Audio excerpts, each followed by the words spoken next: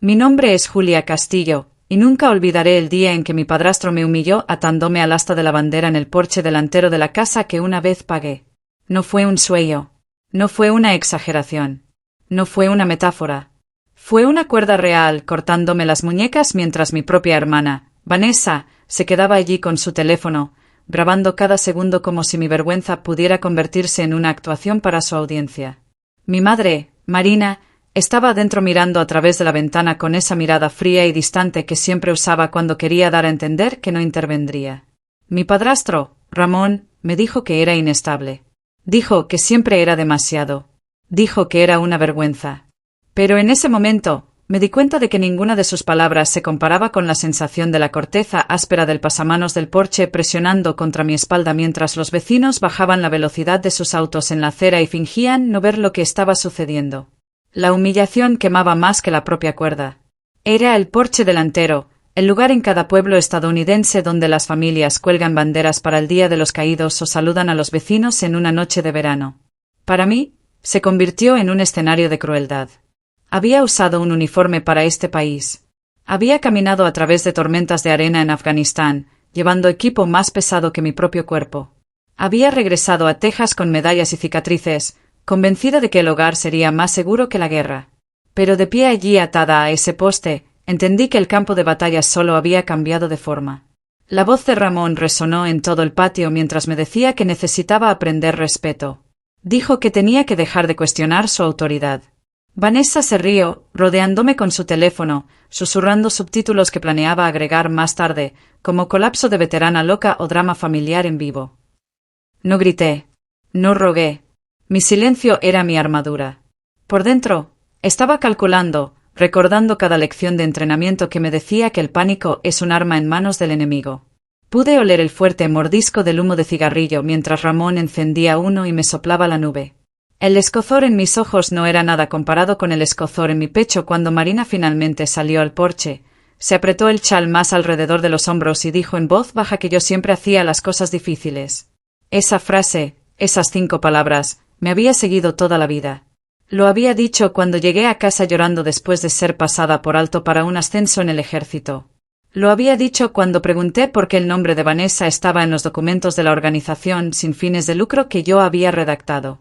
Lo había dicho en cada momento en el que pudo haber elegido defenderme, pero en cambio eligió borrarme. Ahora lo usaba como justificación mientras estaba atada frente a mi propia casa como una criminal. La llovizna de esa tarde se había convertido en una fina neblina, y se pegaba a mi cabello, a mi chaqueta, a las fibras de la cuerda que me raspaban la piel. Podía escuchar el eco débil de los niños jugando calle abajo. Sus risas eran un cruel contraste con el silencio que se sentaba entre yo y mi supuesta familia. La humillación debería haberme roto. Pero en esa humillación, algo más se agitó. Recordé el día en que firmé el pago inicial de esta casa. La pluma temblaba ligeramente en mi mano porque creía que finalmente nos uniría. Recordé la fundación que inicié para veteranos.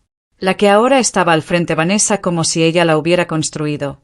Recordé cada llamada telefónica ignorada, cada documento donde mi nombre había sido borrado, cada collage de fotos donde mi cara había sido borrada. Y supe que esta escena en el porche no era un accidente. Era el crescendo de una larga estrategia para escribirme fuera de la historia. Mi mandíbula se tensó, mi respiración se desaceleró.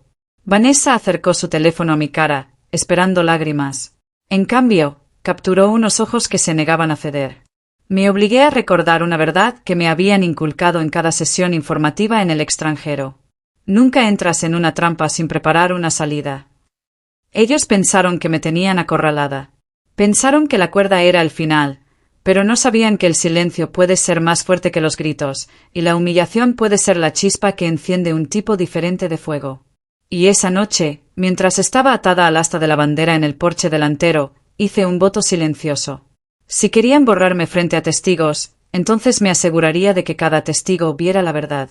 Ese voto se convertiría en el primer paso para convertir su espectáculo en su perdición. Tenía 32 años cuando finalmente me admití a mí misma que mi familia no era una familia en ningún sentido real de la palabra. Mi nombre es Julia Castillo, y la mujer que me dio a luz, Marina, se había vuelto a casar cuando yo estaba en la escuela secundaria. El hombre con el que se casó fue Ramón Moore, un contratista de hombros anchos que tenía fama de conseguir lo que quería por intimidación en lugar de habilidad. Entró en nuestras vidas llevando el aura de la autoridad. Y en cuestión de meses, había reclamado la casa, las finanzas y la lealtad de mi madre. Desde el principio, le desagradé porque llevaba el apellido Castillo, el nombre de mi difunto padre, un veterano que murió cuando yo tenía 12 años. Mi padre había dejado una modesta pensión y seguro, que se suponía que aseguraría mi educación y parte de nuestro futuro. En cambio, Ramón logró posicionarse como el que controlaba esos fondos una vez que se casó con mi madre. Crecí viéndolo torcer la voz de ella hasta el silencio. Cuando me gradué de la escuela secundaria, corrí al ejército como una forma de escape. Serví en el extranjero, usé el uniforme con orgullo y creí que cuando regresara podría reconstruir un sentido de hogar. Durante los despliegues, enviaba parte de mi salario, confiando en que ayudaba a mantener la estabilidad para mi madre y mi media hermana menor, Vanessa. Había sido lo suficientemente ingenua como para creer que mis contribuciones eran honradas. La verdad era muy diferente. Cuando regresé de Afganistán a los 26 años, descubrí que Ramón nos había mudado a una casa más grande. El pago inicial había venido en parte del dinero que yo había enviado. Marina sonrió como si fuera un regalo que él le había dado. Me tragué mi amargura y me dije que al menos teníamos un lugar que podía sentirse como una base. Trabajé con otros veteranos para iniciar una pequeña organización sin fines de lucro enfocada en viviendas de transición. Mis habilidades en logística y planificación me permitieron redactar propuestas que atrajeron fondos. Lentamente, la fundación creció. Le di a la familia un sentido de credibilidad debido a mi servicio militar.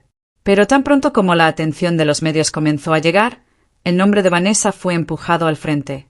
Era fotogénica, siempre con un lápiz labial rojo perfecto y una sonrisa rápida. Se convirtió en la cara mientras mi papel como fundadora se desvanecía en el fondo. En cada evento, Marina hacía un espectáculo de pararse junto a Vanessa, mientras Ramón hablaba como si él fuera la mano guía. Traté de decirme que las apariencias no importaban. Lo que importaba era el trabajo. Pero luego pequeños detalles se acumularon. Una pared de fotos en la sala de estar presentaba viajes, lanzamientos y vacaciones. Mi cara faltaba en la mayoría de ellos. Los documentos enumeraban a Vanessa como organizadora mientras mi firma era recortada. Incluso los parientes lejanos comenzaron a tratarla como la niña de oro, mientras de mí se hablaba como difícil. La frase que mi madre repetía con más frecuencia era: «Siempre haces las cosas difíciles, Julia». Lo dijo cuando cuestioné por qué Ramón tenía acceso a cuentas que me pertenecían. Lo dijo cuando pregunté por qué el esposo de Vanessa, Carlos Miller, un abogado con cabello liso y una lengua aún más resbaladiza, había recibido un asiento en la junta directiva de la fundación que yo construí. Lo dijo cuando le recordé que había volado a casa desde Bagdad para ayudar durante el derrame cerebral de Ramón. Esa frase se convirtió en la justificación para cada borrado. Para ella, yo era el problema. Para ellos, yo era la veterana inestable. Para mí, me estaba dando cuenta lentamente de que las personas que debían haberme protegido estaban trabajando para borrarme. En las reuniones, Vanessa se pavoneaba como una estrella mientras Ramón jugaba al patriarca, y Marina se aferraba a su brazo, fingiendo que esta era la familia que siempre había querido. Me paraba en las esquinas agarrando las cazuelas que traía solo para demostrar que todavía me importaba, ignorada por los camareros que asumían que yo era parte del personal. El latigazo emocional era constante. En un momento recordaba el orgullo del servicio y los sacrificios que hice. Al siguiente sentía el agudo escozor de ser borrada en mi propia casa. Mi vida se había convertido en una ondulación entre la dignidad ganada y la dignidad negada. Cuanto más intentaba razonar con ellos, más usaban el silencio como su arma. Para cuando Vanessa cumplió 28 años, tenía el control completo de la narrativa. Fue elogiada como una visionaria. Carlos susurraba a los donantes que Julia era demasiado inestable para ser una líder. Marina repetía su cansina frase. Ramón simplemente me miraba fijamente. Y me di cuenta de que mi ausencia en fotos y documentos no era un descuido. Era estrategia. Estaban construyendo un legado que me excluía. Cada olor a perfume de lilas en las reuniones, cada brindis con champán sin mi nombre, cada risa que se extendía por la habitación sin incluirme era un recordatorio de que esta familia era tóxica hasta la médula. Las semillas de la traición ya habían sido plantadas mucho antes de la noche en que me encontré atada a un asta de bandera. Esa noche no fue el comienzo. Fue el clímax inevitable de años de control y manipulación. La noche que lo reveló, todo comenzó con risas pulidas que resonaban en la sala de eventos en el centro de Waco, Texas. La Fundación Moore estaba organizando lo que llamaron Noche del Legado Familiar. Había conducido allí en silencio, agarrando el volante con el tipo de contención que solo años en el ejército podían enseñar. Llevaba una fuente de cazuela en una mano y un paraguas en la otra cuando salí del auto. La llovizna en el aire se mezclaba con el perfume de los costosos lirios dispuestos en la entrada. Entré en la sala preparada para otra noche de fingir. Adentro, los candelabros brillaban demasiado, la música sonaba demasiado fuerte y las sonrisas estaban más estiradas de lo que la sinceridad podía soportar. En la pared colgaban pancartas que decían, «La familia es para siempre» y celebrando el legado Moore. Las palabras hicieron que mi estómago se tensara porque ya sentía que mi lugar había sido borrado. Escaneé los collages de fotos ampliados en la pared del fondo. Había caras sonrientes de un viaje a Florida, del lanzamiento del libro de Marina del año pasado y de la gala. Mi propia cara faltaba. Ni una sola foto de mí en uniforme. Ni una sola instantánea del trabajo que había hecho para construir la fundación. No fui pasada por alto. Fui eliminada. Mi pecho ardía mientras caminaba hacia el plan de asientos exhibido en un soporte pulido. En la mesa central se sentaban Marina con su chal dorado, Ramón a su lado, Vanessa junto a ella y frente a ellos Carlos. Incluso primos lejanos que apenas recordaba tenían sus nombres impresos ordenadamente. El mío no estaba allí. Una joven en el mostrador de invitados levantó la vista con una sonrisa confusa cuando pregunté por mi nombre. Se inclinó sobre el gráfico y finalmente señaló la esquina trasera, cerca de los baños. Dijo que había un asiento abierto en la mesa 8, junto al bar, y que podía tomarlo. Mis labios se apretaron en una línea fina mientras llevaba mi cazuela a la esquina sombreada. La silla se tambaleó cuando me senté. No había tarjeta con mi nombre, ni menú, nada que me marcara como parte de la noche. 2 veces el camarero pasó sin detenerse. Cuando finalmente me notó, se disculpó, diciendo que pensaba que yo era del catering. La humillación era aguda pero familiar. Había usado medallas, pero aquí era invisible. Pronto el sonido de una cuchara golpeando una copa de vino cortó el parloteo. Ramón se paró en la mesa central, con los hombros anchos, con una sonrisa ensayada. Habló de honrar a Marina como una mujer de fuerza y gracia. Hizo un gesto hacia ella, y ella brilló como si fuera una reina. Luego anunció a Vanessa como la que llevaría adelante el legado, elogiándola por hacerse cargo de la fundación y organizar la hermosa noche. Los aplausos se extendieron por la sala. Me quedé congelada. Esperé mi nombre, un gesto, un reconocimiento de mi trabajo. Ninguno llegó. Marina se agarró de la mano de Vanessa, sus vestidos dorados a juego brillando bajo las luces. Mi pulso latía en mis oídos. Aplaudí 2 veces solo para enmascarar el silencio a mi alrededor. Mis manos se sintieron frías una contra la otra.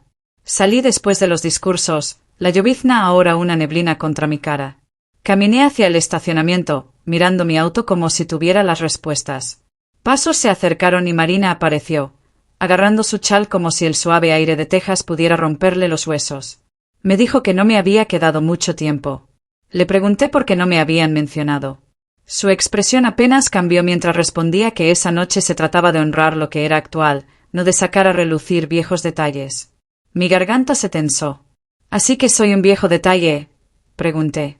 Ella suspiró y se ajustó los pendientes, repitiendo la frase familiar, «Siempre haces las cosas difíciles, Julia». Le recordé que yo había dado el pago inicial para la fundación, que había volado a casa durante el derrame cerebral de Ramón, que había construido los programas que ahora celebraban.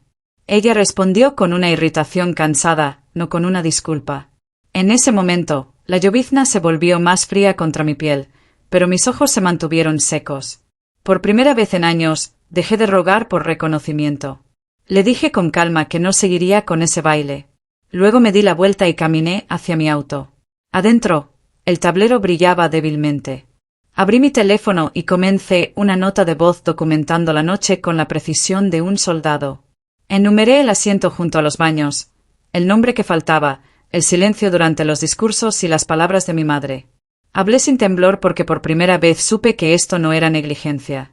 Era un borrado deliberado. Y entendí que si querían que me fuera de la historia, tendría que crear una nueva historia propia, una que expusiera la de ellos por lo que realmente era. La mañana después del banquete, Me desperté con una pesadez en el pecho que no era simple tristeza, sino el peso del reconocimiento. Era la comprensión de que no había sido olvidada, sino borrada deliberadamente. Me vestí sin música, serví café que no bebí y me senté frente a mi laptop, buscando algo que pudiera anclarme. Mi bandeja de entrada brillaba con un nuevo mensaje de Raquel Navarro, una amiga de mis días en el ejército que se había convertido en abogada en Dallas. El asunto decía: pensé que querrías ver esto. Adentro había una captura de pantalla del sitio web de la Fundación Moore con un titular en negrita que anunciaba un nuevo liderazgo. Había fotos sonrientes de Ramón y Vanessa presentados como CEO directores. Sus biografías estaban llenas de párrafos de elogios sobre visión y compromiso. La historia de la fundación mencionaba vagos lazos militares familiares que inspiraban la acción comunitaria. Mi nombre no estaba allí, ni siquiera bajo liderazgo anterior. Hice clic en el sitio con incredulidad. Las palabras que describían el propósito de Vanessa eran mías, frases que había escrito años antes para nuestro primer comunicado de prensa. Revisé las publicaciones del blog archivadas solo para encontrarlas reescritas con su nombre en la parte superior. No solo me habían eliminado, me habían renombrado. Me recosté en mi silla, mirando el resplandor de la pantalla hasta que se volvió borroso. Luego sonó mi teléfono. Era Raquel llamando esta vez. Me dijo sin rodeos que la Junta había firmado discretamente revisiones meses atrás, transfiriendo la autoridad a Vanessa y Carlos. Se disculpó por no haberlo detectado antes. Mi garganta se secó, pero mi voz salió firme. Pregunté si la falsificación era posible.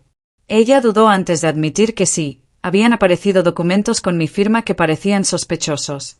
Esa palabra, sospechoso, encendió algo duro dentro de mí. Le agradecí y terminé la llamada. Me volví hacia mi archivador, sacando carpetas con las etiquetas contratos, propuestas, donaciones. Mi nombre estaba en cada plano, en cada memorando. Abrí una grabación de 2019 donde mi voz exponía el plan del proyecto de vivienda de transición. Mi pulso se estabilizó al escuchar la confianza en mi yo más joven. Reuní todo en una nueva carpeta en mi escritorio que etiqueté en materiales de retribución. El acto de etiquetarlo no era rabia, sino disciplina. El ejército me había enseñado que la estrategia comienza con evidencia y precisión. Pasé las siguientes horas catalogando cada archivo con fechas y códigos de color, mapeando una línea de tiempo que mostraba cómo mi presencia había sido sistemáticamente borrada. Cuanto más rastreaba las ediciones, más clara se volvía la estrategia. Habían comenzado con pequeñas cosas, recortándome de las fotos, luego eliminándome de los reconocimientos, luego transfiriendo el crédito a Vanessa. Finalmente, alteraron documentos legales. El borrado disfrazado de política familiar se había convertido en robo. Para el mediodía, había ignorado 2 llamadas telefónicas y una entrega de comestibles. Luego, la ranura de la puerta crujió y un sobre de Manila se deslizó al piso. Me agaché con cautela, abriéndolo con un cuchillo de mantequilla. Dentro había una pulsera envuelta en papel de seda blanco. Era la pulsera de plata que le había dado a mi madre 7 años antes, grabada con el número de servicio de mi padre y las palabras: «Te llevamos». Una vez había jurado que nunca se la quitaría. Ahora me había sido devuelta sin ninguna nota. Mi estómago se apretó. Esto no era solo rechazo. Era exilio. La coloqué en el mostrador donde la luz brilló débilmente sobre el grabado antes de que se apagara. Esa noche, volví a abrir mi laptop y me metí en las notificaciones bancarias que había estado evitando. Un asunto decía: se requiere verificación de firma. Incluía un formulario de retiro escaneado por $37,000 con mi nombre garabateado en la parte inferior, pero no era mi letra. Las curvas estaban mal. Los ángulos carecían de la agudeza de mi caligrafía. Quienquiera que lo falsificó había sido descuidado, asumiendo que nadie se daría cuenta. La fecha era 3 días después de mi cirugía de columna, cuando apenas podía sostener un tenedor. Se adjuntó una copia desactualizada de mi licencia de conducir que había reemplazado años antes. Mi mandíbula se bloqueó. Esto ya no era drama familiar. Esto era fraude. Conduje 20 minutos hasta la sucursal del banco en el centro de la ciudad y exigí una reunión con la gerente. Sus labios se tensaron mientras admitía que un hombre se había presentado como mi apoderado con un poder notarial. Su nombre era Carlos Miller. Casi me reí de la previsibilidad. Solicité cada archivo, cada registro de firma, cada autorización. De vuelta en casa, extendí los papeles sobre mi escritorio. Allí estaba, una revisión de fideicomiso con fecha de 6 meses antes, mientras yo había estado en Liberia en una misión humanitaria. El documento enumeraba a Ramón, Marina y Carlos como firmantes de consenso. Mi nombre apareció falsificado de nuevo. La revisión me eliminaba como fideicomisaria y transfería todas las acciones a Ramón y Vanessa para continuidad y estabilidad. Mi cuerpo se puso frío, pero mi voz era aguda. Cuando marqué a Raquel, le dije simplemente, ellos se movieron primero. Yo me muevo ahora. Ella no hizo preguntas. Conocía mi tono. Dijo que presentaría una congelación de emergencia en el fideicomiso y prepararía el descubrimiento. Miré por la ventana mientras el cielo de Texas se oscurecía. Un frente de tormenta se estaba moviendo, traqueteando el cristal. Le di la bienvenida. La llovizna de la humillación se había transformado en el trueno de la traición, y estaba lista para responder de la misma manera con una estrategia más aguda que sus mentiras. Para el viernes por la noche, la tormenta que había caído sobre Texas coincidía con la tormenta dentro de mí. Las nubes se apretaban, y el aire llevaba ese olor metálico pesado que precede a los relámpagos. Había pasado el día organizando evidencia y hablando con Raquel sobre nuestros próximos pasos legales. Luego, llegó un mensaje de voz de Ramón. Su tono era de falsa cordialidad, ya que afirmaba que había documentos míos que quedaban en la casa y que debía ir a recogerlos antes de que los desechara. Cada instinto me decía que era una trampa, pero una parte de mí todavía creía que caminar hacia ese porche podría cerrar un capítulo. Conduje a la casa justo antes del atardecer. La puerta principal estaba abierta, una vista inusual, y las luces del porche brillaban con una calidez amarilla que se sentía como un montaje. Caminé por el camino llevando solo mi bolso. No había ninguna caja esperando. En cambio, Ramón estaba parado en el medio del patio, con los brazos cruzados, la sonrisa de un hombre que creía que el dominio era un derecho de nacimiento. Lo ignoré y me dirigí hacia el porche. Había pasado 5 pasos cuando escuché el crujido de la grava y sentí un empujón repentino contra mi espalda. Tropecé, mi talón se enganchó en una raíz. Carlos apareció de las sombras, sus zapatos pulidos hundiéndose ligeramente en la tierra húmeda, su mano agarrando mi brazo como hierro. Luego Vanessa salió del patio lateral, su teléfono ya en alto. Ella anunció con alegría que esto sería el colapso de la reina del drama, toma 10. Mis muñecas fueron tiradas detrás de mí mientras las bridas de plástico se clavaban en mi piel. Ramón ladró que yo necesitaba que me dieran una lección sobre el respeto. Me arrastraron hacia el asta de la bandera en el centro del porche, el mismo símbolo donde una vez habíamos izado la bandera estadounidense en los días festivos.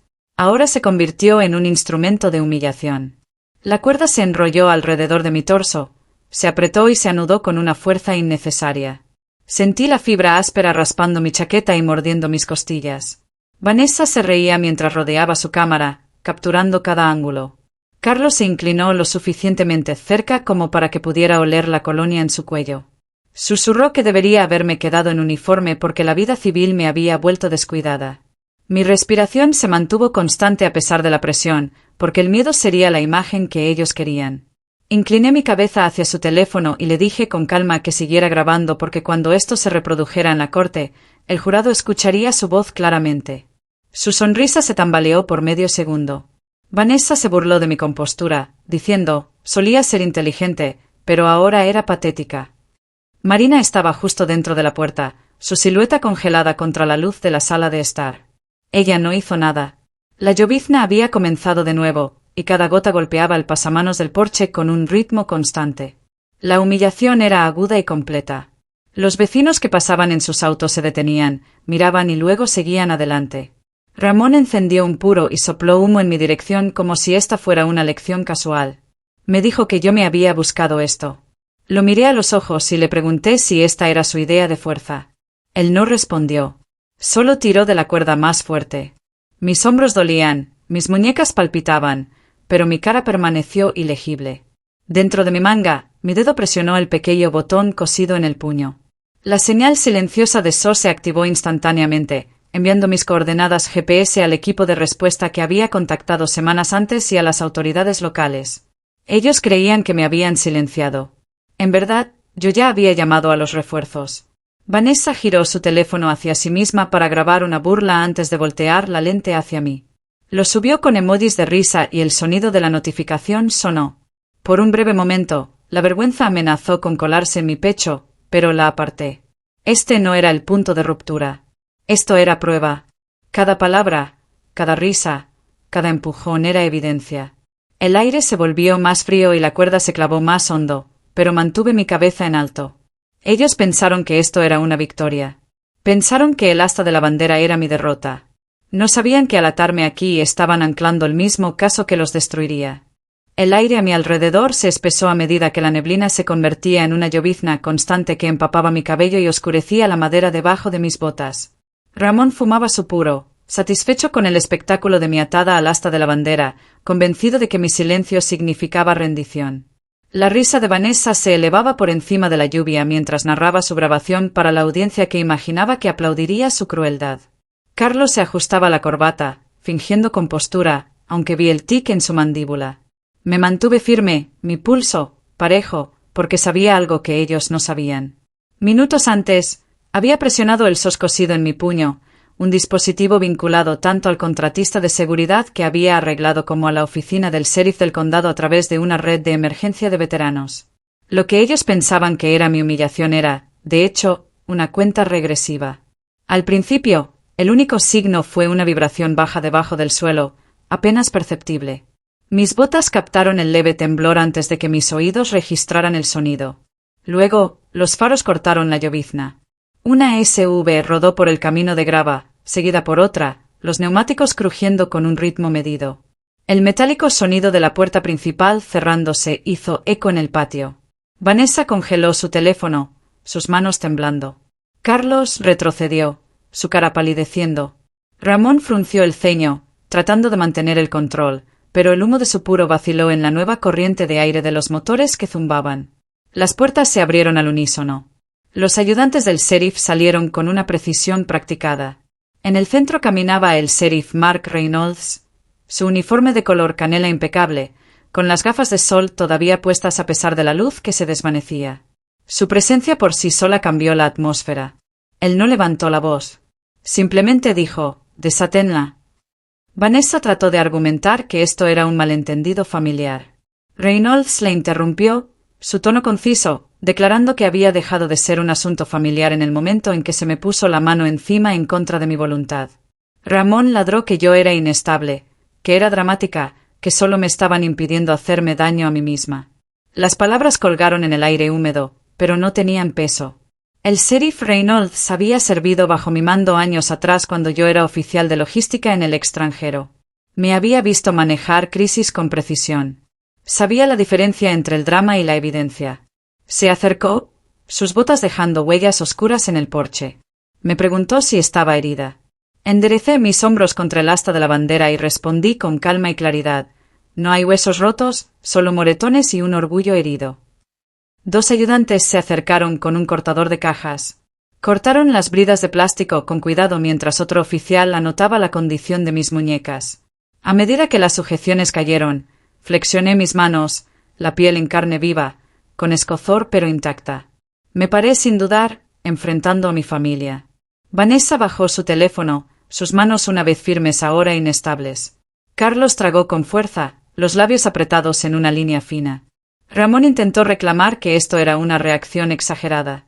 Reynolds lo corrigió bruscamente, declarando que yo había llegado por invitación para recuperar mi propiedad y en su lugar había sido agredida. Al otro lado de la calle, un vecino, el señor Ortega, levantó su teléfono para mostrar que había grabado todo desde el momento en que me arrastraron al poste. La evidencia era innegable. Ramón intentó de nuevo, diciendo que yo había aparecido sin ser invitada y los había amenazado. Reynolds lo corrigió bruscamente, declarando que yo había llegado por invitación para recuperar mi propiedad y en su lugar había sido agredida. Los ayudantes se movieron para separarlos a los tres, aún no poniendo esposas, pero dejando clara la jerarquía. Caminé lentamente hacia Reynolds, agradeciéndole en voz baja. Él asintió, su voz lo suficientemente baja como para que solo yo la escuchara, recordándome que siempre había sido la más dura en la sala y que solo necesitaba recordarlo. La llovizna se calmó como si incluso el clima reconociera el cambio. Por primera vez esa noche, inhalé profundamente, mis pulmones llenándose no de vergüenza, sino de reivindicación. Me volví hacia el porche donde Marina ahora estaba parada, con los brazos cruzados, con una expresión ilegible. Elevé mi voz para que todos pudieran oír. Les dije que no solo me habían humillado a mí, sino que habían faltado al respeto a cada hija silenciada en nombre de la paz y a cada veterano descartado como dramático. Mis palabras colgaron en el aire refrescante. Nadie respondió. Los ayudantes documentaron la escena, fotografiaron el poste, las cuerdas, el suelo mojado, el teléfono tembloroso en la mano de Vanessa. Carlos murmuró sobre llamar a su firma, pero Reynolds le recordó que cualquier cosa que dijera sería utilizada en procedimientos formales. Mientras caminaba hacia mi auto, estacionado cerca de la puerta, miré hacia atrás una última vez. La imagen de ellos parados juntos, pero ya no confiados, se grabó en mi memoria. Había venido creyendo que el cierre era posible. En cambio, me fui sabiendo que la justicia era inevitable. La humillación de ser atada a ese asta de la bandera se había transformado en la piedra angular de un caso. Y la policía irrumpiendo en ese porche no fue solo un rescate. Fue el cambio de la marea. La semana después del incidente del asta de la bandera se sintió como un borrón y una serie de pasos agudizados. El sheriff Reynolds había presentado su informe oficial. Los vecinos habían enviado sus videoclips y Raquel ya había preparado la moción de emergencia para congelar el fideicomiso. El lunes por la mañana, entré en el juzgado llevando una carpeta gruesa con evidencia, mi postura de uniforme intacta, aunque llevaba un traje azul marino liso. Dentro de la sala del tribunal, el aire estaba pesado con madera pulida y el débil olor a papel viejo. Al otro lado del pasillo se sentaba Ramón con los hombros cuadrados como si la intimidación aún pudiera funcionar. Marina a su lado agarraba su bolso como si fuera su última defensa. Vanessa en su vestido dorado con su teléfono escondido pero nunca lejos de su mano y Carlos susurrando estrategia como si la confianza pudiera borrar los hechos. Mi abogada Raquel estaba a mi lado, tranquila y aguda. Cada papel con una pestaña, cada prueba numerada. El juez entró y la sala se quedó en silencio. Los procedimientos comenzaron con Raquel presentando los documentos originales del fideicomiso, notariados y fechados años antes por mi tío Oscar. El juez se inclinó hacia adelante, estudiando el lenguaje claro, nombrándome única heredera del patrimonio Castillo y propietaria mayoritaria de Carter Veterans Holdings. Luego Raquel colocó la revisión falsificada al lado. Las firmas eran visiblemente inconsistentes, mi nombre curvo y tembloroso, donde mi firma real era precisa y angular. La sala del tribunal murmuró a medida que el contraste se volvía innegable. Carlos se levantó, tratando de argumentar tecnicismos, afirmando que la continuidad justificaba las revisiones, pero el juez lo silenció, exigiendo saber cómo mi firma aparecía en un documento fechado durante mi hospitalización. Su argumento flaqueó bajo el peso de la evidencia. Luego Reynolds subió al estrado. Su testimonio fue firme e inquebrantable mientras describía que había llegado a la escena, me había encontrado atada al asta de la bandera y había ordenado mi liberación. Confirmó que múltiples testigos habían visto el evento, que la evidencia en vídeo había capturado a Vanessa burlándose de mí y que el incidente había escalado mucho más allá de un desacuerdo familiar. Cuando se reprodujo el vídeo del señor Ortega, el sonido de la voz de Vanessa diciendo «Colapso de la reina del drama», toma 10 llenó la sala del tribunal. Las palabras resonaron como una bofetada, agudas e innegables. Vanessa bajó la cabeza, pero el rubor en sus mejillas traicionó su vergüenza. El juez miró el vídeo 2 veces, su mandíbula tensándose. Luego se volvió hacia Ramón y le preguntó si deseaba responder. Ramón murmuró sobre disciplina, sobre tratar de contener a una mujer inestable. Sus palabras cayeron como piedras en el agua, pesadas, pero hundiéndose rápidamente. Raquel contraatacó con documentos que mostraban mi servicio militar, mi liderazgo en la fundación y los registros financieros que vinculaban los retiros falsificados con la firma de abogados de Carlos. La red de engaños se apretó a su alrededor con cada prueba. A Marina se le preguntó por qué había firmado el fideicomiso enmendado sin notificarme. Ella dudó antes de decir que había seguido el consejo de Ramón, que parecía más fácil de esa manera. Su voz no tenía convicción, solo resignación. El fallo del juez llegó más rápido de lo que esperaba. Declaró que el fideicomiso original era válido y me devolvió todos los activos y la autoridad. Le quitó a Ramón la tutela sobre Marina y le ordenó pagar daños por fraude y angustia emocional. Carlos fue remitido a la Asociación de Abogados para una acción disciplinaria por su participación en documentos falsificados. A Vanessa se le ordenó eliminar todo el contenido de los medios que me referenciaba en 72 horas o enfrentar cargos por desacato. El mazo cayó con una quietud final, no ruidosa, pero absoluta. La sala del tribunal zumbaba con la onda de las consecuencias. Me senté quieta, con la columna vertebral recta, absorbiendo el veredicto como un soldado que recibe órdenes.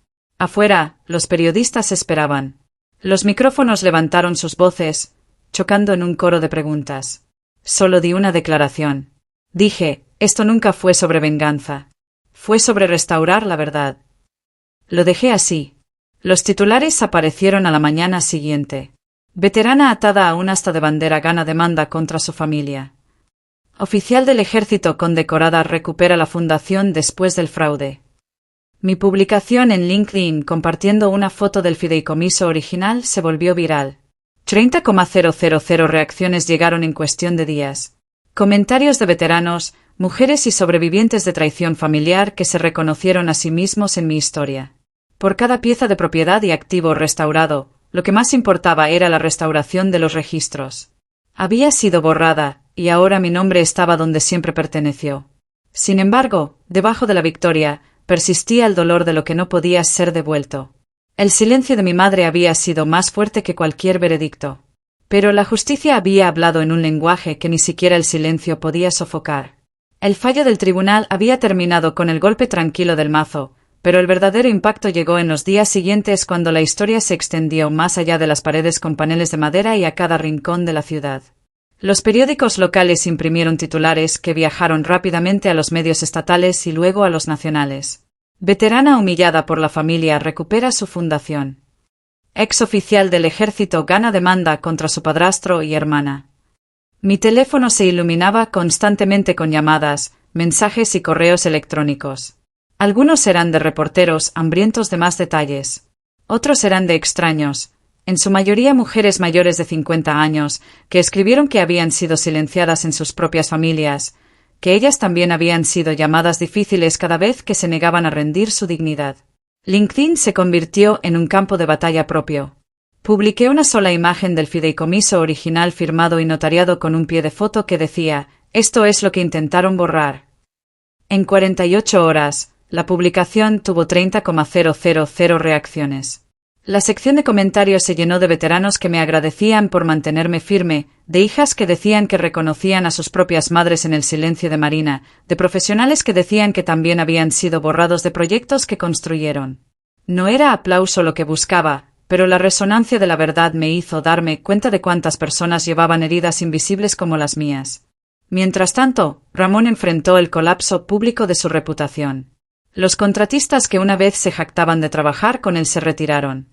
Marina evitaba las llamadas de sus amigas del club de lectura que habían leído sobre el caso judicial. Las páginas de redes sociales, una vez brillantes de Vanessa, se llenaron de comentarios que le exigían que explicara su risa mientras yo estaba atada al asta de la bandera. Ella eliminó vídeos y bloqueó sus cuentas, pero las capturas de pantalla ya habían circulado.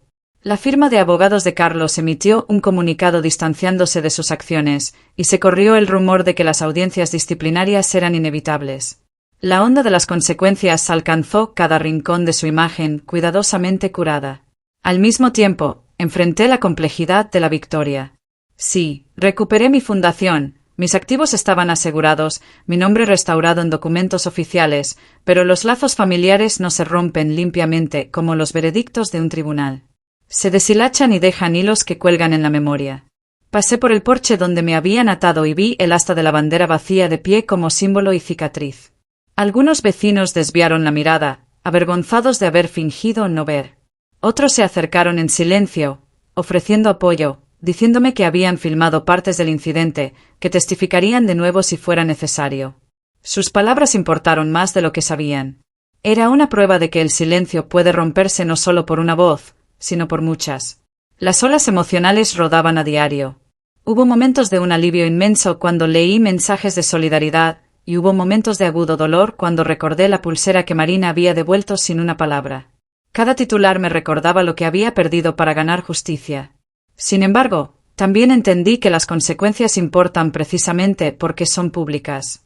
Ramón tuvo que enfrentarse a los vecinos que ahora lo miraban no como un patriarca, sino como un criminal. Vanessa tuvo que vivir con el eco de sus propias palabras burlonas transmitidas en la corte.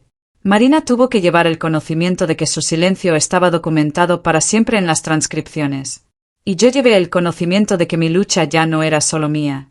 Cada mujer mayor de 50 años que me envió una carta, cada veterano que compartió mi publicación, cada extraño que dijo gracias, me recordó que la humillación en ese porche se había convertido en un ajuste de cuentas colectivo.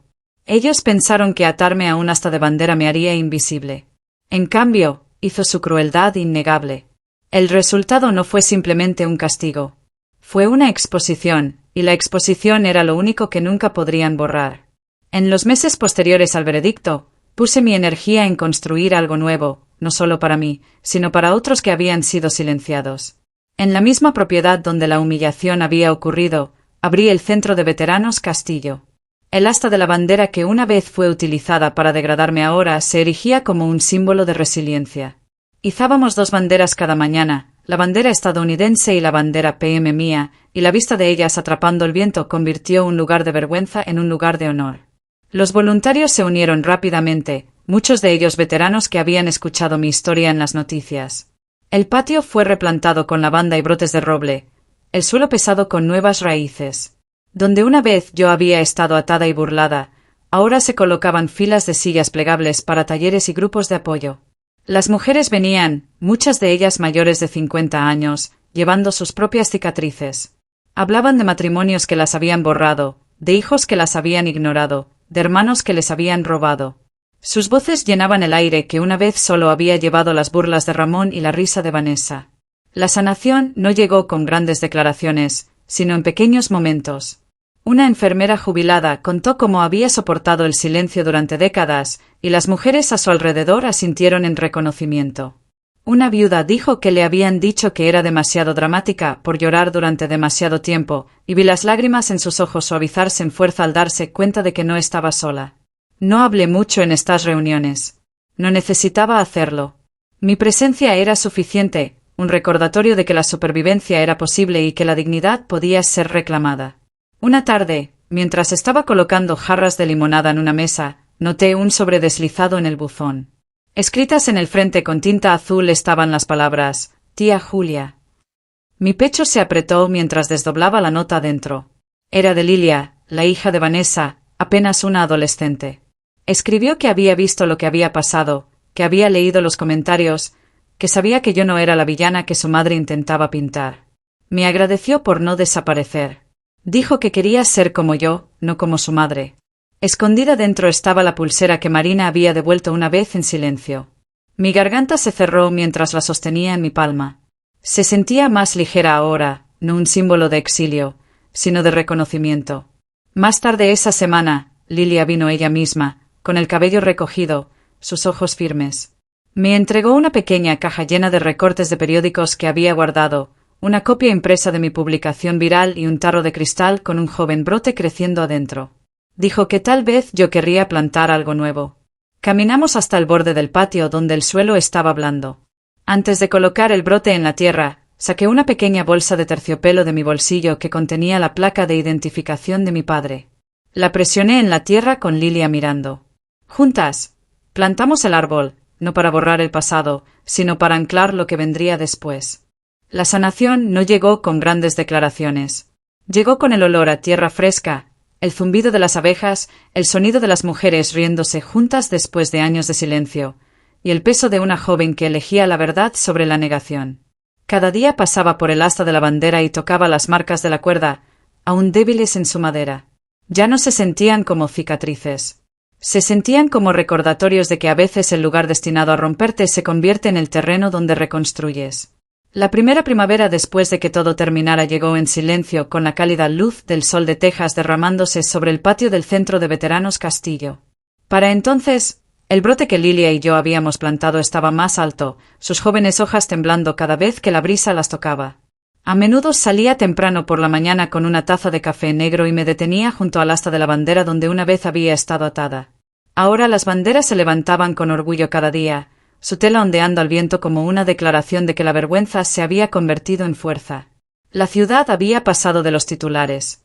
Pero para mí, los ecos de ese porche todavía estaban presentes, solo que más suaves, atenuados por el tiempo y por el propósito. Las mujeres que venían a nuestro centro ya no hablaban de mí como la víctima de las noticias. Hablaban de mí como Julia, una compañera, alguien que escuchaba y entendía sin juzgar. La sanación se había entrelazado en los rituales diarios. Organizábamos talleres, círculos de apoyo y tardes tranquilas donde los veteranos se sentaban uno al lado del otro plantando verduras en parterres elevados. A veces miraba desde el jardín y veía a los vecinos merodeando en la cerca, ya no evitando mi mirada, sino asintiendo con reconocimiento de que lo que una vez había sido una escena de humillación se había convertido en un lugar de comunidad. Marina nunca regresó, ni una sola vez, y dejé de esperar. Ramón se desvaneció en la oscuridad, su nombre susurrado solo en el contexto de la desgracia. Vanessa desapareció de las redes sociales, sus cuentas bloqueadas y olvidadas, aunque su hija visitaba a menudo. Lilia se convirtió en un recordatorio constante de que los legados pueden ser reescritos a través de la elección. Me ayudó a archivar recortes, regar los nuevos árboles y colocar sillas antes de los eventos. Una tarde, me devolvió la pulsera a la mano y dijo que me pertenecía. Me la puse en la muñeca sin ceremonia. Ya no simbolizaba el rechazo. Simbolizaba la resistencia. El cierre no vino de la reconciliación. Vino de la aceptación de que algunas heridas nunca se cierran, pero dejan de sangrar cuando se exponen a la luz y al aire. Aprendí que el silencio, una vez mi enemigo, también podía ser mi aliado.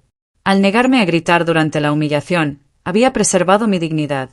Y al hablar más tarde con evidencia y estrategia, había logrado la justicia. Ese equilibrio se convirtió en mi credo en el centro. A menudo recordaba a los demás que la fuerza no siempre es ruidosa. A veces es la negativa a ceder cuando cada fuerza te empuja a colapsar. En el aniversario del fallo judicial, nos reunimos bajo el dosel del roble para un panel titulado Mujeres que resistieron.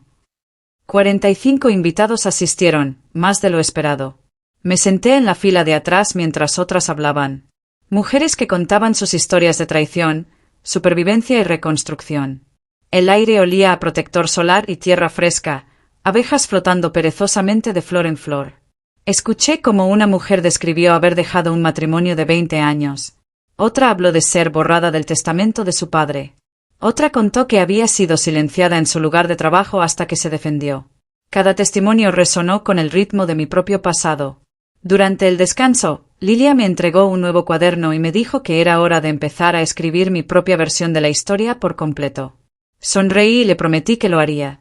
A medida que el sol se ponía y pintaba el patio con una luz dorada, sentí que el peso en mi pecho se aliviaba, reemplazado por una calma constante. Por primera vez en años, el aire no se sentía pesado. Se sentía abierto. Me paré junto al brote y susurré a la placa de identificación de mi padre enterrada debajo que le habíamos dado significado a las raíces. Esto no se trataba de borrar lo que había pasado. Se trataba de anclar lo que vendría después. Intentaron silenciarme atándome a un asta de bandera. En cambio, me dieron el escenario desde el que hablar y seguiré hablando. ¿Alguna vez has tenido que enfrentarte a tu propia familia para proteger tu nombre, tu valía y tu verdad? Comparte tu historia en los comentarios y no olvides suscribirte para más historias de la vida real de resiliencia y justicia.